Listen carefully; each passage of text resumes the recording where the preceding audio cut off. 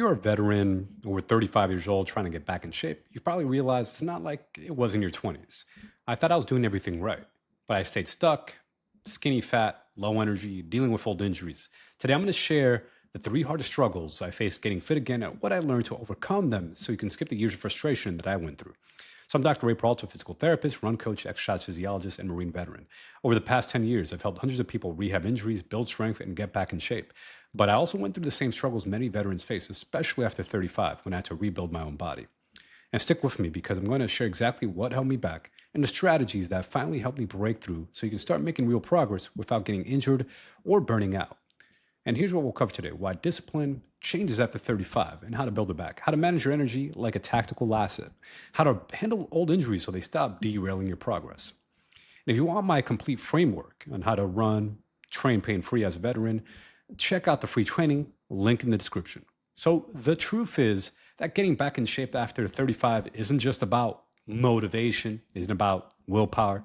According to the VA medical, about 78% of veterans are overweight or obese. This is the VA Office of Research and Development, higher than the national average. Even though I wasn't technically overweight on the BMI chart because I'm naturally kind of like a thin build, you see my like bone structure, I was still carrying some body fat on me. I had like about 24% body fat. And I could see like, my belly kind of protruding. So even though I looked thin, I had like that stomach protruding, that belly fat, looking at like Roger the Alien and American Dad.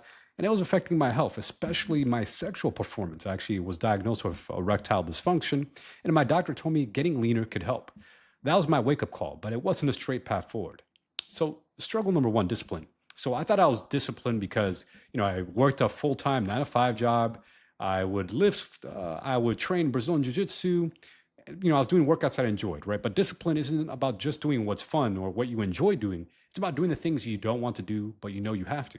For me, that meant tightening up my nutrition, right? So I would train, I'd do jiu-jitsu, go rolling on the mats, but then still grab like Taco Bell after jiu-jitsu class, right? Or grab donuts at work, right? Or go to KFC, get chicken wings or Popeyes.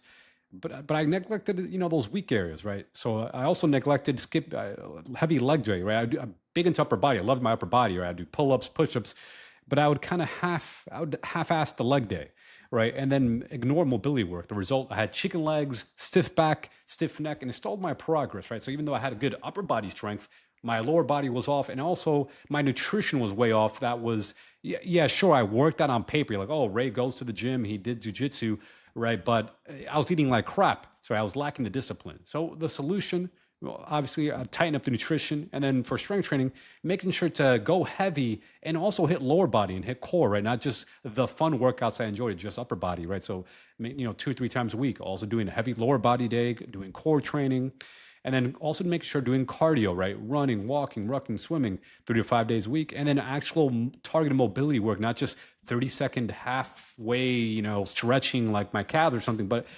good mobility, 20, 30 minutes of like doing all the major areas that were tight. And that's why I took up yoga to help me do that as well.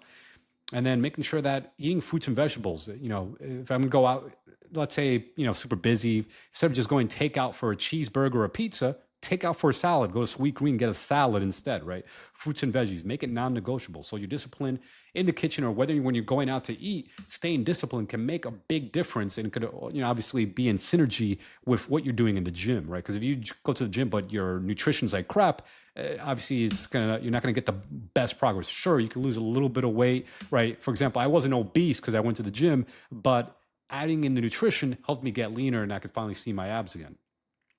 Struggle number two, energy, right? I used to manage my energy like I was in my 20s, staying up late, watching TV, playing on my Nintendo Switch, sleeping 6 hours a night, thinking I could train every single day of the week. Even though I had sleep apnea, I was snoring at night, which made my recovery even worse. I would doom scrolling on my phone. I'd leave burnout fast, wondering why I was always tired or kept getting sick, or I'd keep having these recurrent sinus infection or colds. The thing is, I was not treating my energy properly, right? I had to treat sleep and recovery like a tactical mission, right? Having a cool room, turning off the electronics, having discipline with electronics, shutting off all electronics, right? The phone, the computer, not checking emails, right? Just reading a book instead. Having a consistent bed and wake time, right? Being disciplined with that, not letting like something derail me. Like, friends, let's hang out, and then stay up super late, right? Like I'm in my 20s again, like staying up till like 4 in the morning, Sure, every now and then you could enjoy yourself, but it shouldn't be a regular thing where you're taking 3 nights out of the week to like interfere with your sleep schedule, right? Making sure you're having earplugs or a white noise or sound soother machine to respect the sleep. Getting at least 7 hours of sleep per night. And build in true recovery days, right? Instead of like, thinking, I'm gonna do a recovery run workout. So for me, running was just too much high impact. So I had to scale back the running and only run like 2 days a week or 3 days a week. Instead of having a recovery run, instead maybe I'll do like a recovery walk or a recovery gentle back walk. So I'm taking some time off of running, right? Instead of pretending I'm actually, or maybe taking a complete rest day if my body needed it. And then also fueling with whole foods, fruits and veggies, right? I felt best with fresh salads, fruits, and lean proteins, and try to minimize fast foods like pizza, cheeseburgers, fries, chicken wings, etc. Because that fast food, I personally found that it was making me feel sluggish. When I was younger, sure, my metabolism was super high. I could get away with eating a whole box of pizza and then being able to run a 6 minute mile. But now as I get older, I'm like, okay, that kind of food slows me down. Sure, I can enjoy it, but it shouldn't be a regular thing. And I should prioritize, fruits and veggies, healthier foods. The third struggle I noticed as an older veteran is by the time I was, getting closer to 40 years old, chronic low back pain, neck pain, knee pain would flare up and knock me out of my training for weeks. The problem wasn't just the pain. It was just that I had never fully rebuilt the strength and mobility in those areas, right? I consider them incomplete recovery. Sure, I had that injury when, I had that back pain from the Marines, and I thought, if I rested, it would go away. The thing is, the minute I try to increase my activity, it would come back again because I had those areas already weakened. I had weak abdominal area, weak core area. So making sure that you can handle heavy weights, right? So for the longest time, I would just stick with light weights thinking, I was just going to stick with running. It would be safe. I was going to do light weights. But instead, I also had to do heavy upper body day, heavy lower body day, doing heavy lifts, doing like deadlifts, doing unilateral strength heavy, right? So a good way to test out, I'm also a physical therapist, is making sure that you have the same side-to-side strength. So let's say you had a knee injury, making sure your left knee is just as strong as your right knee. How do you test that? You could do like single leg extension, single leg squat, single leg split squat, or excuse me, a split squat or a lunge, right? But you test side to side. For example, let's say the lunge or the split squat. Test the left leg forward. Let's say you could lift 35 pounds for 10 reps. But then your right leg, you could lift 65 pounds for 10 reps, right? So, there's like a big difference. You want to build up your left side so you could get as strong as your right side. That may take 2 months, it may take 3 months, but you should progressively try to challenge yourself so you're doing heavy weights and at their left to right side, there's minimal differences. Maybe there's less than 10% difference side to side, and that's ideal. Or they're 1-to-1, they're equal, right? They're equal strength, even better.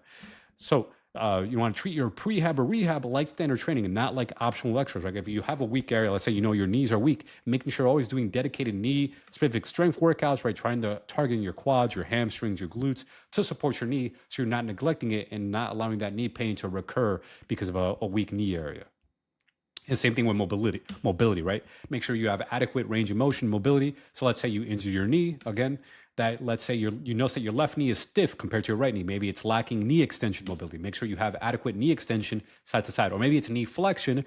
Same thing, adequate knee flexion mobility side to side. So what I learned as a PT and coach and exercise physiologist is that discipline means showing up for the stuff you don't enjoy. Like some people say, I'm disciplined, but they're only disciplined for the things they enjoy. This discipline also should be the things you don't enjoy. Like, you're disciplined to brush your teeth. Brushing your teeth is not the most enjoyable thing, but you do it, or you should do it, right? I hope you're brushing your teeth twice a day. And the same thing with like nutrition or mobility work, or the things you're neglecting should be disciplined with all these other parts of a healthy lifestyle. You can't say, I'm disciplined because I'll do push-ups because I love push-ups. Discipline should also carry over to the things you don't like doing as well. Energy comes from sleep, nutrition, and smart training, not just motivation, right? People think, I'm just feeling energetic today, not realizing that was tied to their discipline with the choices to get proper sleep, right? If you're missing out on sleep, that's going to be a big thing that's holding you back.